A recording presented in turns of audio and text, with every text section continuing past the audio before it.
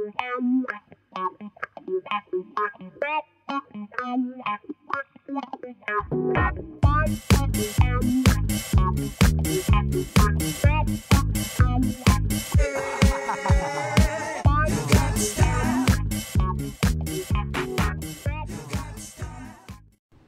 scenario we're going to be playing today is called Recon. It is number 8 from the Steamroller 2015 scenario pack. There is no kill box. You need 5 points to win. You get 1 for controlling the zone, 2 for dominating, but you can't do either of those to destroy the enemy objective. That is worth 1. And then there are also the flags that can also be dominated for 1 point. Hey there, this is Malorian, and this will be another War Machine Battle Report. It's going to be between Jack on the left and Tom on the right. Now, Jack is running a Nemo 1 list. It's going to have 3 character Jacks in it. It's going to have Dynamo, it's going to have Thunderhead, it's going to have Thorn. There's also going to be a max units of the Storm Guard. There's also going to be Arlen Strangeways. There's also going to be the Junior. There's also going to be the TAC Squad. So, you know, a good amount of magic stuff there. So you can get your little magic tokens going. Meanwhile, on the right side, Tom is going to be running Fiona the Black, who is running a Nomad and the Galleon. There's also going to be Max Nis Hunters. There's also going to be Epic Alexia. There's also going to be... geez, the Nis Hunters with the UA, also the Eliminators, Rupert's going to be there, Gorman's going to be there, so that's a whole bunch of stuff. I mean, those Jacks on the Signar side really kind of add up quick. So then again, I mean, there is a Galleon on the other side, but this is going to be an interesting match. Fiona really, with her feet, where you're -1 dice to hit and damage, can really skew the defense and the armor. And so there's really not a way that Nemo gets past the armor on the feet. However, his lightning, his electro leaps, and also his chain lightning can be a great way to kill all these models here with really high kind of crazy defense. And then really, even though you're only doing 1 dice of damage, pretty much if you roll a 1, you're going to get it. So... also on here, I'm using my new Frontline gaming mat with all the blasted zone stuff, and also my new trenches. So that should be fun.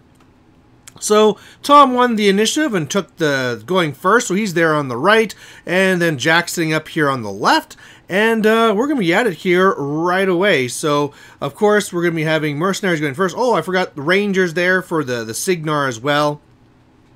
Not really a whole bunch for them to mark. I mean, they can always mark for Dynamo, who does get the reroll because of the affinity with Nemo. But hey, getting +2 to hit is always nice. And as well, I mean, Rangers are always good on their own as well. So first turn here for the mercenaries really is just going to be the Galleon running up. Everything really running up. The spells are going to be going out is that he's going to spell going out onto the Kayazi such that they work like errands. So if one dies, he can have somebody else die instead.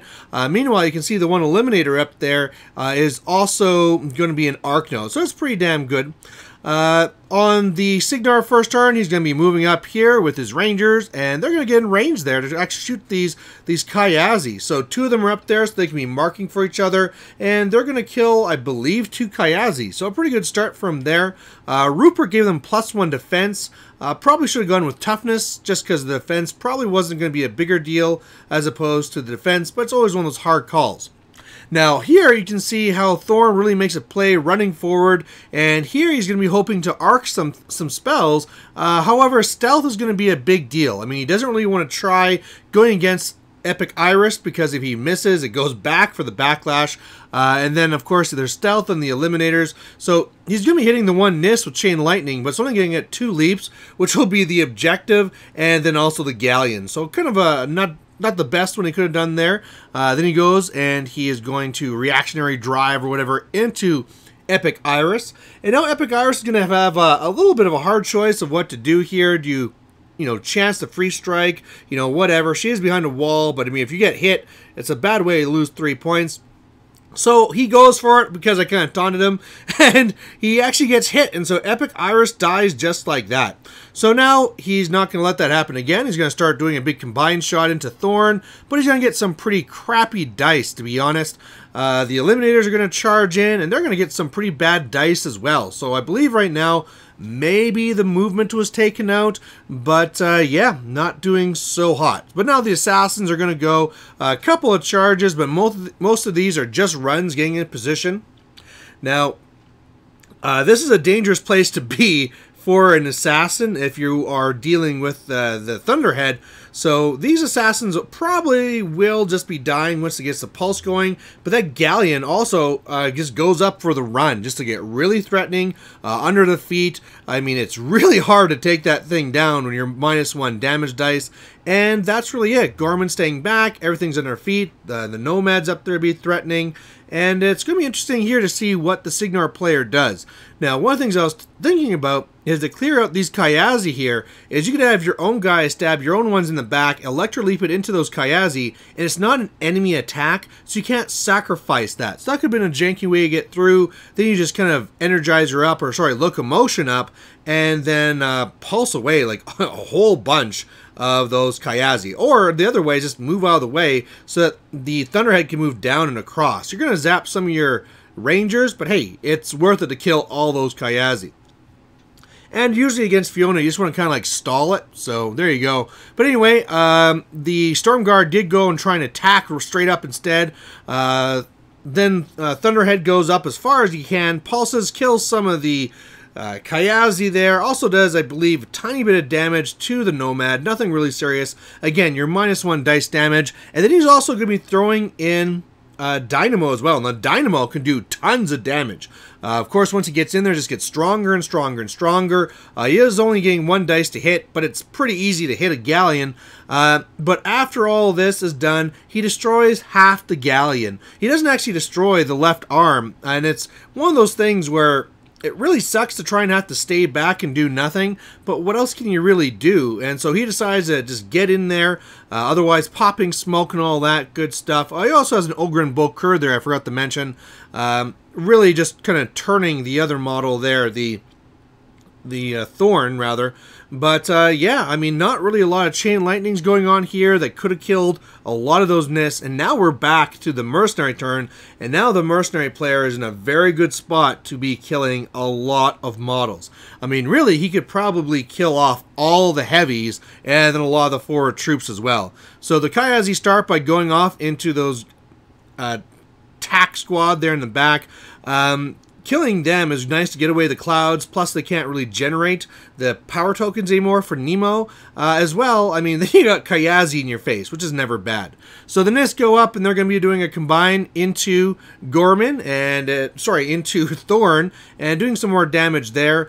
Gorman coming over, trying to blind Thorn, but it's going to scatter off. Then he's going to be going here with the Galleon, and bad dice again.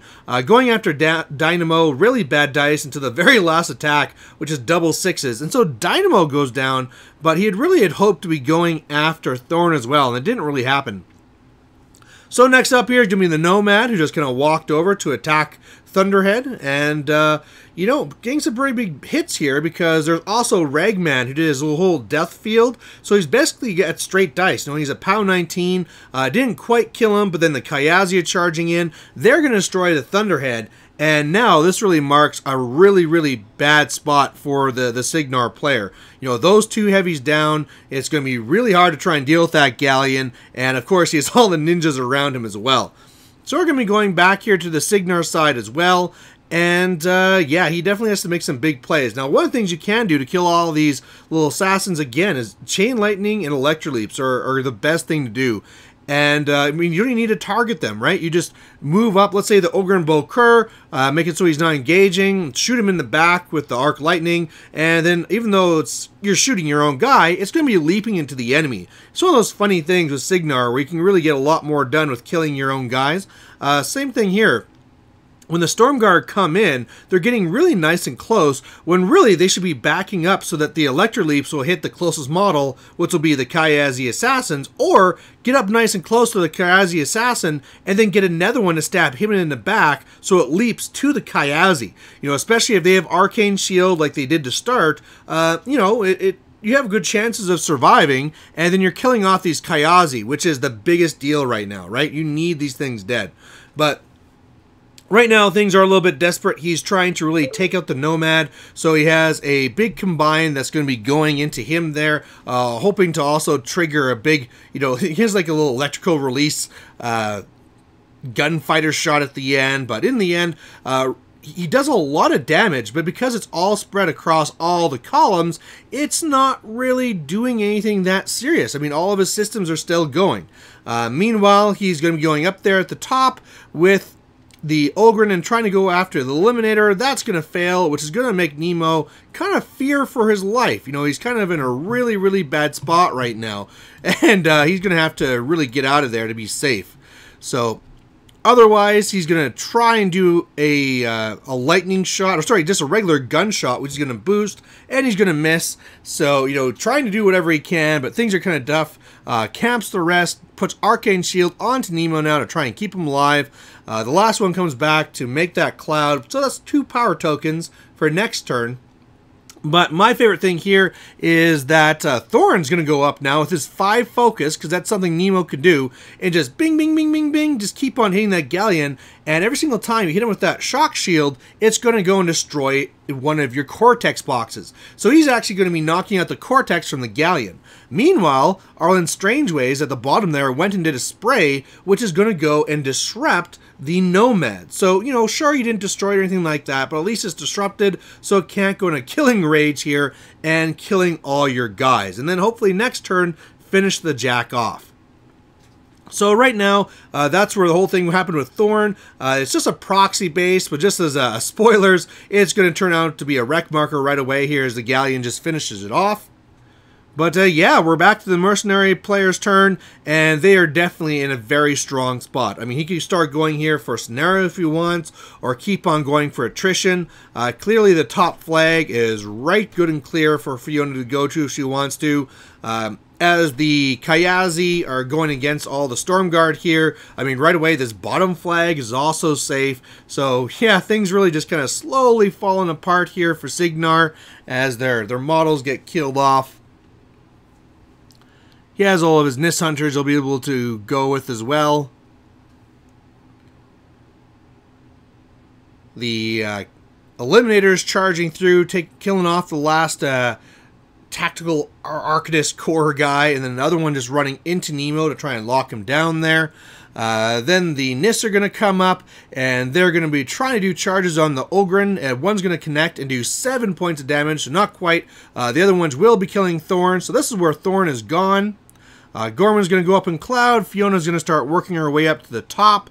No scoring yet because that objective is there. But we're back to Cygnar, and again, this is desperate times here. This is not the spot you want to be in. Now, Nemo still is sitting on his feet. This is one of these feats you don't normally see, where what it does is it hits all the jacks with a POW 14. If you do damage, it disrupts. So kind of useless against the the Galleon, but I mean, it could be used to destroy the Nomad. Otherwise, he went and used now a Chain Lightning to go through his Bokur into the Eliminator and to the Nis, killing all 3 of them, and the Eliminator is going to fail a command test. So that's going to really, oh, there we go. We had a little problem here with the police who stopped us. Yes, that's not a lie. The police said we had to go and move our cars, and now we're back at it again. But, yeah, so the big thing there is now the pressure's off. He really needs to start clearing things, though, and trying to find some way to get a scenario or assassination or something. But they're going to be going and trying to hack away at the Nomad. Arlen's going to be coming up and spraying again to disrupt it again, just to try and keep it down and, you know, out of the way. Meanwhile, we're back to the mercenary turn, and he's going to be attacking. He's going to be killing Arlen, so that's not going to happen again. Assassins, of course, doing their thing, getting in there. And as these last Stormguards start dying, it's just Nemo versus the world is pretty much all it is. And now we're back to the police coming again, and we have to move vehicles again because, yeah, snow clearing is a thing, and we have to get off the road. So anyway, it's now time that the mercenary player wants to go for a scenario. So Galleon is going to go after the objective, but he's going to fail to destroy the objective. Remember, he has no Cortex, so he had no focus, rolled like total garbage, did like 5 damage or something garbage, and yeah, Fiona instead just runs up to the top flag to score. that means that really during the Cygnar turn, he's not going to be able to really do too much to actually get up that flag. So, I mean, he's making some attacks here at the bottom, but Fiona is going to get her second control point from being up there. And then on the mercenary turn, really all the galleon has to do is destroy that objective. He'll get one for that, one for controlling the zone, another one for dominating the flag, and that will really be the game. A little bit of shake hands, and there you go. So really, it's a game where in the very beginning, I wouldn't really give the advantage to any one side over the other. Both of them have a lot of tools, but the one that wasn't used till really the end is really with that defensive skew, you really need those Electro Leaps and the Chain Lightnings to kill all of them off. If all of a sudden a lot of those Nists and Eliminators and Kayazi had died from different pulses or Electro Leaps or whatever, it makes it a lot more easier, so you can just wait out the feat and go for the galleon at the end. But yeah, there you go. Thanks for watching, and we'll catch you later. Bye.